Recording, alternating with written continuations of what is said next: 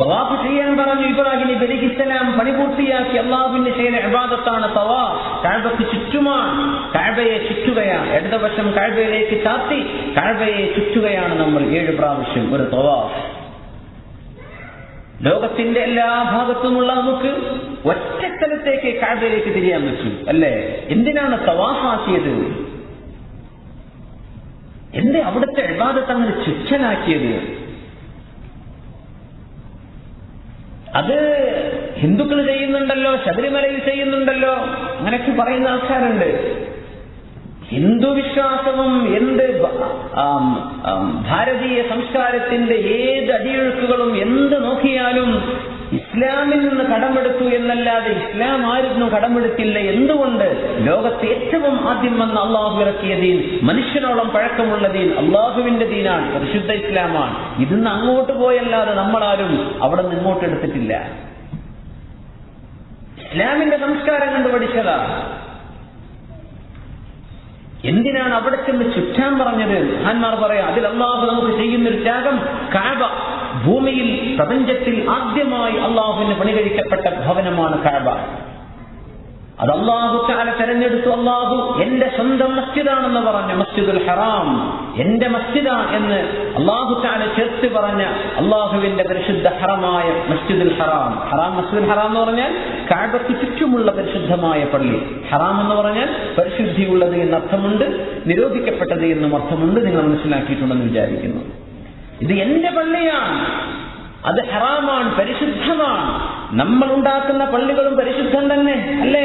പക്ഷെ നമ്മൾ ഉണ്ടാക്കുന്ന പള്ളി പരിശുദ്ധമാണെന്ന് നമ്മൾ പ്രഖ്യാപിക്കുകയാണ്. അള്ളാഹു നൽകുന്നത് നമ്മൾ പ്രഖ്യാപിക്കുകയാണ്. പക്ഷെ അള്ളാഹുവിന്റെ പള്ളിയുടെ പരിശുദ്ധി അത് അള്ളാഹു പ്രഖ്യാപിച്ച പള്ളിയാണ്. അതുകൊണ്ട് അള്ളാഹു പ്രഖ്യാപിച്ച പരിശുദ്ധിയുള്ള പള്ളി, മനുഷ്യൻ അള്ളാഹുവിന് വേണ്ടി പ്രഖ്യാപിക്കുന്ന പള്ളികൾ, ആ പള്ളിയിലേക്ക് തിരിയട്ടെ എന്ന് അള്ളാഹു നിശ്ചയിച്ചു. അപ്പൊ ലോകത്തെ എല്ലാ പള്ളിയും അള്ളാഹുവിന്റെ പള്ളിയിലേക്ക് തിരിയണം. ഒക്കെ അള്ളാഹുവിന്റെ തന്നെ. ഇത് നമ്മൾ ഉണ്ടാക്കിയതാണ്, അത് അള്ളാഹു നിശ്ചയിച്ചതാണ്. അതാണ് വ്യത്യാസം. കഅബ ലോകത്തിന്റെ മധ്യമാണ്. ഇതൊന്നും നമ്മുടെ അവകാശവാദങ്ങളല്ല. May or may not be, എനിക്കതറിയില്ല. അങ്ങനൊക്കെ ചില പറയാറുണ്ട് അത് ഭൂമിയുടെ മധ്യമാണ്, ആണെന്നും അല്ല എന്നും കൗണ്ടർ ആർഗ്യുമെന്റ്സ് ഒക്കെ വരാറുണ്ട്. പക്ഷെ ശരിയാക്കി നബി സല്ലല്ലാഹു അലൈഹി വസല്ലം തങ്ങൾ അങ്ങനെ ഒരു വാദം ഉന്നയിച്ചിട്ടില്ല. ഖുർആനിലൊന്നും ഇത് ലോകത്തിന്റെ മധ്യമാണ്, അതൊന്നും അവിടെ വിഷയമല്ല. അതവിടെ വിഷയമേ അല്ല. ആ നാട് പരിശുദ്ധമാണ്. കഅബ എന്ന് പറഞ്ഞ ആ പരിശുദ്ധമായ ഭവനം അവിടെ ഉണ്ടെങ്കിലും ഇല്ലെങ്കിലും കഅബ നിൽക്കുന്ന സ്ഥലം കഅബയാണ്. അതുകൊണ്ട് അമുസ്ലിമായ ഒരു പൈലറ്റിന് കഅബയുടെ മുകളിലൂടെ ഫ്ലൈറ്റ് ഓടിക്കാൻ പോലും പറ്റില്ല. അത് ഹറമാണ്. ഹറമിലേക്ക് അവിശ്വാസികൾ കടക്കാൻ പാടില്ലെന്ന് പരിശുദ്ധ ഖുർആൻ സൂറത്ത് തൗബയിൽ പ്രഖ്യാപിച്ചു കഴിഞ്ഞതാണ്. ഒരു അമുസ്ലിം പൈലറ്റിന് കഅബയുടെ മുകളിലൂടെ പോകാൻ പറ്റില്ല, ഹറമിന്റെ മുകളിലൂടെ പോകാൻ പാടില്ല. എന്തേ? കഅബയുടെ മുകൾ ഭാഗം ആ 7 ആകാശവും അതിനപ്പുറത്തേക്കും കഅബ തന്നെയാണ്. അതുകൊണ്ടാണ് എത്ര ഹൈറ്റുള്ള ബിൽഡിംഗ് ആയാലും കഅബയുടെ ഭാഗത്തേക്ക് തിരിഞ്ഞാൽ ആകാശത്തിൽ വായുവിലുള്ള കഅബയുടെ മുകൾ ഭാഗം നമുക്ക് ഖിബിലയാണ്. എവിടെ നിസ്കരിക്കാം? ഹറമിന്റെ അടുത്തൊക്കെ 100 കണക്കിന് ലെവലുകളുള്ള ബിൽഡിങ്ങുകളില്ലേ? റൂം നിസ്കരിക്കുന്നവർ അവരുടെ ഖിബില ഏതാ? താഴത്ത് നോക്കണ്ട, കഅബയുടെ നേരെ മേൽഭാഗം 7 ആകാശം വരെ, അതിന്റെ മുകളിൽ ഒന്നും പണിയാൻ പാടില്ല. കഅബ അങ്ങനെ തന്നെയാണ്, അതിന്റെ മുകൾ ഭാഗത്ത് ഒരു മറയും പാടില്ല. 7 തട്ടുകളുള്ള ഭൂമിയുടെ അടിയിലേക്കും കഅബ തന്നെയാണ്. മക്കായിൽ ഒരു ഖനിയുണ്ടെന്ന് സങ്കല്പിക്കുക. 5000-ഓ 6000-ഓ ഫീറ്റ് താഴെയാണ് ആളുകൾ പണിയെടുക്കുന്നത്. അവർക്ക് നിസ്കരിക്കണം. അവരുടെ താഴെയുള്ള അവരുടെ മൈനിന്റെ ഉള്ളിൽ അവർ മുസല്ല വിരിച്ച് തിരിയുന്ന ഖിബില ഏതാണ്? ഭൂമിയുടെ മുകളിലുള്ള ആ കഅബയുടെ ഏറ്റവും അടിയിലേക്ക് വരുന്ന ഭാഗത്തേക്ക് തിരിഞ്ഞാൽ ഭൂമിയുടെ അടിഭാഗവും കഅബയാണ്. ഇതൊക്കെ ഫുഖഹ വിശദീകരിച്ചിട്ടുള്ള വിഷയമാണ്. കഅബയുടെ ആ ഒരു ബിൽഡിംഗ് ഇല്ലെങ്കിൽ പോലും ആ സ്ഥലം കഅബയാണ്. അത്രയും പരിശുദ്ധമായ സ്ഥലമാണ്. അവിടേക്ക് മുഅ്മിനീങ്ങൾ വരുമ്പോ എല്ലാവർക്കും എത്താൻ ഭാഗ്യം കിട്ടില്ല. ഇബ്രാഹിം നബി അലൈഹിസ്സലാം വിളിച്ചു പറഞ്ഞു, കഅബൊക്കെ പണിതൊക്കെ പറഞ്ഞു, അല്ലാഹുവേ. അവിടെ മഹാനായ സയ്യിദുനാ ഇബ്രാഹിം അലൈഹിസ്സലാമിന്റെ ഒരു ദുആയുണ്ട്. وَإِذْ يَرْفَعُ إِبْرَاهِيمُ الْقَوَاعِدَ مِنَ الْبَيْتِ وَإِسْمَاعِيلُ رَبَّنَا تَقَبَّلْ مِنَّا إِنَّكَ أَنْتَ السَّمِيعُ الْعَلِيمُ. അല്ലാഹുവിന്റെ കഅബ ഉണ്ടാക്കാൻ പറഞ്ഞ് ആ കഅബ ഉണ്ടാക്കിയെടുത്തതിന്റെ ശേഷം കഅബങ്ങനെ പരിപൂർണമായി നിൽക്കുമ്പതിലേക്ക് നോക്കിയിട്ട് ഇബ്രാഹിം അലൈഹിസ്സലാമും കൊച്ചുമകൻ ഇസ്മായിൽ അലൈഹിസ്സലാമും ദുആ ചെയ്തു, റബ്ബനാ, അല്ലാഹുവേ, തഖബ്ബൽ മിന്നാ, ഞങ്ങളിൽ നിന്ന് ഇത് സ്വീകരിക്കണമേ. എന്താണ് ദുആ? ഉണ്ടാക്കിയത് കഅബയാണ്, ഉണ്ടാക്കിയത് കൊണ്ട് കാര്യമായോ? അല്ലാഹുവേ, നീ ഇത് സ്വീകരിക്കണം പടച്ചവനെ എന്ന് കഅബ ഉണ്ടാക്കിയിട്ട് പോലും പ്രാർത്ഥിച്ച മഹാനായ ഇബ്രാഹിം നബി അലൈഹിസ്സലാം നമുക്ക് നൽകുന്ന പാഠം എന്താണ്? ഞാനൊരു ഉംറ ചെയ്തല്ലോ, മതിയല്ലോ? അല്ല, പടച്ചവനെ, ഞാൻ ചെയ്ത ഉംറ നീ സ്വീകരിക്കണേ അല്ലാഹ് എന്ന് ദുആ ചെയ്യണം. ഹജ്ജ് ചെയ്ത് വന്നാ പോരാ, ആ ചെയ്ത ഹജ്ജ് നീ സ്വീകരിക്കണം റബ്ബേ. കഅബ എന്ന് പറഞ്ഞ വലിയൊരു ജോലി ചെയ്തിട്ട് ഇത് കഅബല്ലേ എന്ന് കണ്ടുകൂടെ? എത്ര വലിയ അമല് ചെയ്തിട്ട് ഇനി എന്തിനെന്ന് ചോദിക്കണം? അല്ല, നീ സ്വീകരിക്കണം പടച്ചവനെ. റബ്ബനാ തഖബ്ബൽ, ഇതല്ലേ ദുആ, റബ്ബനാ തഖബ്ബൽ മിന്നാ. ഒരു കർമ്മം അങ്ങോട്ട് ചെയ്തു കൂട്ടലല്ല, അതിൽ അല്ലാഹുവിനെ മുന്നിൽ നമ്മൾ ചെയ്തു എന്നതാണ് വിഷയം. സുബ്ഹാനല്ലാഹ്. മഹാനായ ത്വാഊസ് ഇബ്നു കൈസാൻ റളിയല്ലാഹു അൻഹു സംഭവം പറയുന്നുണ്ട്, ദീർഘമായ സംഭവം, അതിന്റെ അവസാന ഭാഗത്തേക്ക് മാത്രം പറയാം. ഒരാളിങ്ങനെ കഅബ തവാഫ് ചെയ്തുകൊണ്ടിരിക്കുകയാണ്. അന്ന് ഹജ്ജാജ് ഇബ്നു യൂസുഫ് അന്ന് ഹജ്ജിന് വന്ന സമയമാണ്. അദ്ദേഹം വലിയ ഖലീഫയാണ്. ഹജ്ജാജ് ഇബ്നു യൂസുഫ് ഭരിച്ചത് ഇറാഖിലാണ്. പക്ഷെ അന്ന് മുസ്ലിം ലോകം ഇറാഖിന്റെ അണ്ടറിലാണ്. കഫാബിഹി ളാലിമ എന്ന ശാഫി ഇമാമിന്റെ സർട്ടിഫിക്കറ്റ് ഉണ്ട്. ളാലിം, അക്രമി എന്ന് പറയാൻ ഹജ്ജാജ് ഇബ്നു യൂസുഫ് കഴിഞ്ഞിട്ട് ഒരാളില്ല. അങ്ങനത്തെ ഒരുപാട് ആളുകൾ ഉപദ്രവിച്ച ഖലീഫയായിരുന്നു ഹജ്ജാജ് ഇബ്നു യൂസുഫ്. പിൽക്കാലത്ത് വന്ന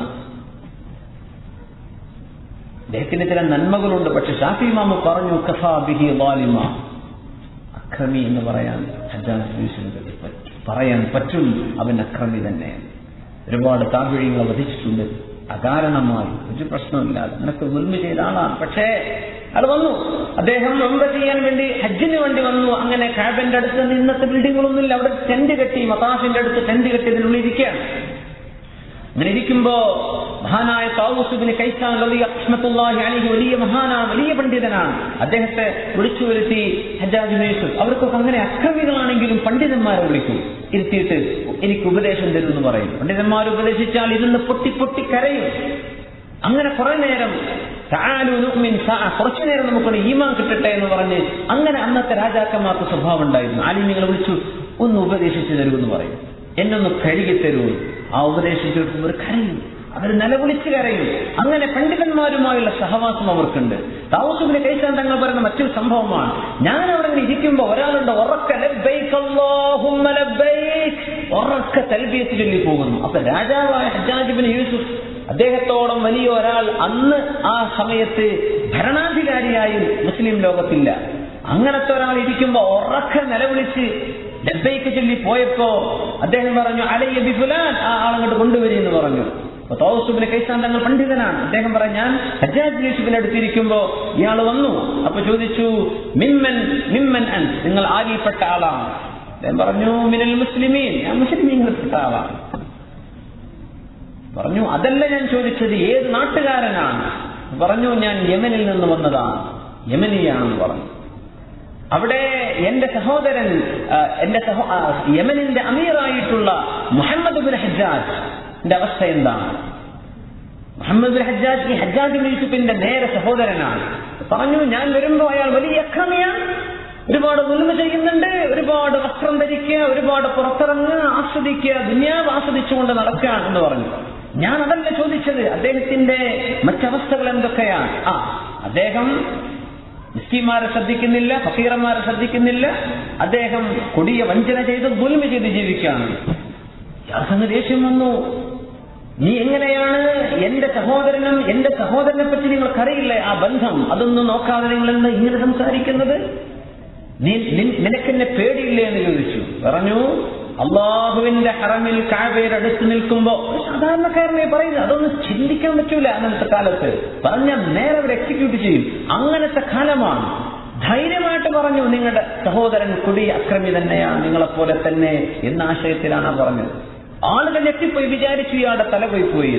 ഹറമിലാണ് ആ ഒരു ധൈര്യം, അവിടെ അങ്ങനെ ചെയ്യാൻ പറ്റില്ല. അതുകൊണ്ട് ഹജ്ജാജ് ഇബ്നു യൂസുഫ് ചോദിച്ചു നിങ്ങൾ എന്താ ഇങ്ങനെ പറയാൻ കാരണം? ഞാനും എന്റെ അനുജനും തമ്മിലുള്ള ബന്ധങ്ങൾക്ക് അറിയില്ല എന്ന് ചോദിച്ചു. പറഞ്ഞു ഞാൻ അള്ളാഹുവിന്റെ അതിഥിയായി വന്ന എനിക്ക് ഞാനും അള്ളാഹും തമ്മിൽ ബന്ധത്തെക്കാൾ വലുതൊന്നുമല്ല നിങ്ങളും നിങ്ങളുടെ അനിയനും തമ്മിലുള്ള ബന്ധം എന്ന് പറഞ്ഞു. സുബ്ഹാനല്ലാഹ്.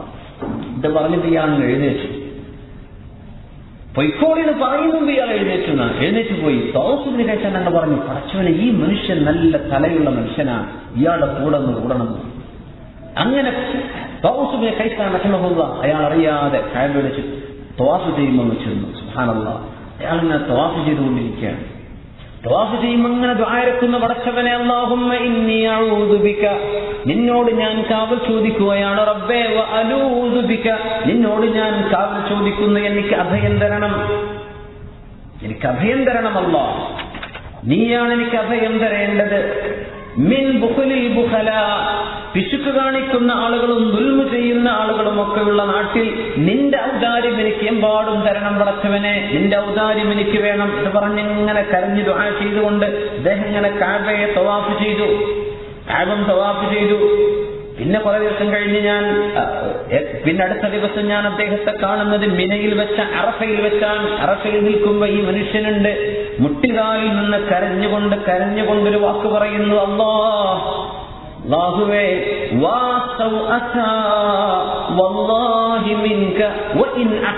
പടച്ചവനെ, നീ എനിക്ക് മാപ്പാക്കി തന്നാൽ തന്നെയും നീ എന്റെ തെറ്റുകളൊക്കെ പുറത്തു തന്നു തന്നെ വിചാരിക്കാം, എന്നാലും പടച്ചവനെ ഞാൻ എങ്ങനെയാ നിന്നെ ഒന്ന് കാണുക, അല്ലാഹ് ഒരുപാട് തെറ്റ് ചെയ്തില്ലേ. അങ്ങനെയല്ലേ നമ്മൾ ഒരാളോടൊരു ദുൽമ ചെയ്ത് വിചാരിക്കാം, ഒരാൾക്കൊരു വിഷമം, അയാളത് മാപ്പാക്കി തന്നു, എന്നാലൊന്ന് മുമ്പ് പോയി നിൽക്കാനൊരു നാണം തോന്നൂലേ, ഒരു നാണക്കേട്.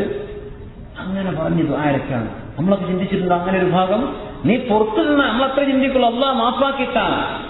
അദ്ദേഹം ദ്വാരക്കുന്ന, അല്ലാഹു നീ മാപ്പാക്കി തന്നാലും നാണം തന്നെ പടച്ചവനെ, നിന്റെ മുമ്പിലേക്ക് ഞാൻ എങ്ങനെ വരും? നീ മാപ്പാക്കി തന്നാലും.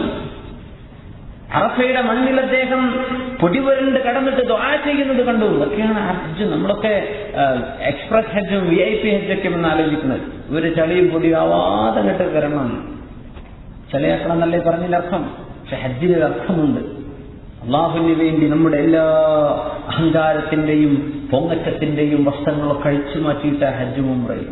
അതല്ലേ, നിങ്ങൾ ഇട്ടെടുത്ത വസ്ത്രത്തിന് മാറ്റി, നീ പുതിയൊരാളാവാൻ പോവാണ്. ആ മനുഷ്യൻ ദുആയിരുന്നു. അദ്ദേഹം ദുആയിരുന്നിട്ട് പറഞ്ഞ ദുആഇന്റെ ഒരു ഭാഗം മഹാനായ താവൂസ് ഇബ്നു കൈസാൻ റഹ്മഹുല്ലാഹ് നമുക്ക് പറഞ്ഞു തരാണ്. അദ്ദേഹം അടുത്തിരുന്നിട്ട് കേൾക്കാൻ. എന്താണ് ആ ദുആ?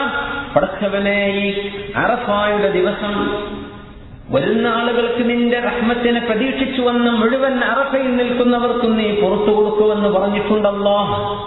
നീ എനിക്ക് പുറത്തു തന്നില്ല എങ്കിൽ തന്നെയും, ഇത്രമാത്രം കഷ്ടപ്പെട്ട എന്റെ കഷ്ടപ്പാട് നീ സ്വീകരിച്ചില്ലെങ്കിൽ തന്നെയും, നീ സ്വീകരിച്ചില്ല എന്ന വിഷമം ഞാൻ സഹിക്കുന്നുണ്ടല്ലോ, അതിനെനിക്ക് നീ കൂലി തരണം പടച്ചവനെ. എന്താണല്ലോ, നീ എന്റെ ഹജ്ജങ്ങ് സ്വീകരിച്ചില്ല എന്ന് വിചാരിക്കാം പടച്ചവനെ. ഞാൻ ഒരുപാട് കഷ്ടപ്പെട്ടിട്ടാണ് ഈ വന്നത്. അന്നൊക്കെ ഹജ്ജിന് വരുമ്പോ 5 വർഷവും 6-7 വർഷങ്ങളൊക്കെ എടുത്തിട്ടാണ് നാട്ടിൽ നിന്ന് ഹജ്ജിന് മക്കയിലേക്ക് എത്തുക. അങ്ങനെ കഷ്ടപ്പെട്ട് വരുന്ന യാത്രകൾ ചെയ്തിരുന്ന കാലമാണ്. ഇങ്ങനൊക്കെ വന്നിട്ട് നീ എന്റെ ഹജ്ജ് നീ സ്വീകരിച്ചില്ല എന്ന് വിചാരിക്കുക. പടച്ചോനെ, നീ സ്വീകരിച്ചില്ല എന്ന് വരുമ്പോ എനിക്ക് ഒരുപാട് വിഷമം വരും എന്റെ മനസ്സിൽ. ആ വിഷമത്തിനെങ്കിലും കൂലി തരണം കേട്ടോ പടച്ചോനെ. ഇങ്ങനെ ദുആ എടുക്കുന്നത് ഞാൻ കണ്ടുവന്ന് മഹാനായ താവൂസ് ഇബ്നു കൈസാൻ റഹ്മഹുല്ലാഹ്. അപ്പോ അള്ളാഹുവിന്റെ കഅബയിലേക്ക് ചെല്ലുകയാണ്. അവിടെ ചെല്ലുമ്പോ ധൈര്യം ഈമാനിന്റെ ധൈര്യമാണ്. ദുനിയാവിൽ ഒരു ഭാഗത്തേക്ക് കഅബയെ കണ്ടിട്ടുള്ളൂ. കഅബന്റെ അടുത്തെത്തിയപ്പോ അല്ലാഹ് പറയാൻ, കഅബയെ എല്ലാ ഭാഗത്തും നീ അത് ചുറ്റിക്കോ. ദുനിയാവ് നമുക്കിപ്പോ അബൂദബിയിൽ നിസ്കരിക്കുകയാണെങ്കിൽ നമ്മുടെ ഖിബ്ല ഒരു ഭാഗത്തേക്ക് നമുക്ക് മുഖം തിരിക്കാൻ പറ്റൂ. ഈ ഏരിയയിൽ നിന്ന് മൊത്തം, മിഡിൽ ഈസ്റ്റിൽ നിന്ന് മൊത്തം നമ്മുടെ ഈ ഏരിയയിൽ നിന്ന് നമ്മുടെ കഅബയെ, സൗദിയെ സംബന്ധിച്ചിടത്തോളം നമ്മൾ നിൽക്കുന്നത് നോർത്ത് ഈസ്റ്റിലാണ് അല്ലേ. നമുക്ക് നമ്മൾ നിൽക്കുന്നത് നോർത്ത് ഈസ്റ്റിൽ. അതെ, കഅബ കിടക്കുന്നത് നമ്മെ സംബന്ധിച്ചിടത്തോളം സൗത്ത് വെസ്റ്റിലാണ്. നമുക്കൊരു ഭാഗത്തേക്ക് ഖിബ്ല കിട്ടുള്ളൂ. ഓരോ രാജ്യക്കാർക്കും ഒരു ഭാഗത്തേക്ക് നിസ്കരിക്കാൻ പറ്റുള്ളൂ. മക്കയിലേക്ക് എത്തിയാൽ കഅബയെ നീ എല്ലാ ഭാഗത്തും കൊണ്ട് ചേർക്ക്, എല്ലാ ഭാഗത്തും കഅബയുടെ ബർക്കത്തിന് കിട്ടട്ടെ. അതുകൊണ്ടാണ് കഅബന്റെ അടുത്തുള്ള ഇബാദത്ത് തവാഫാക്കി മാറ്റിയത് എന്ന് മഹാന്മാരായ പണ്ഡിതന്മാരെ രേഖപ്പെടുത്തിയിട്ടുണ്ട്. അല്ലാഹു നമുക്ക് തൗഫീഖ് ചെയ്യുമാറാകട്ടെ.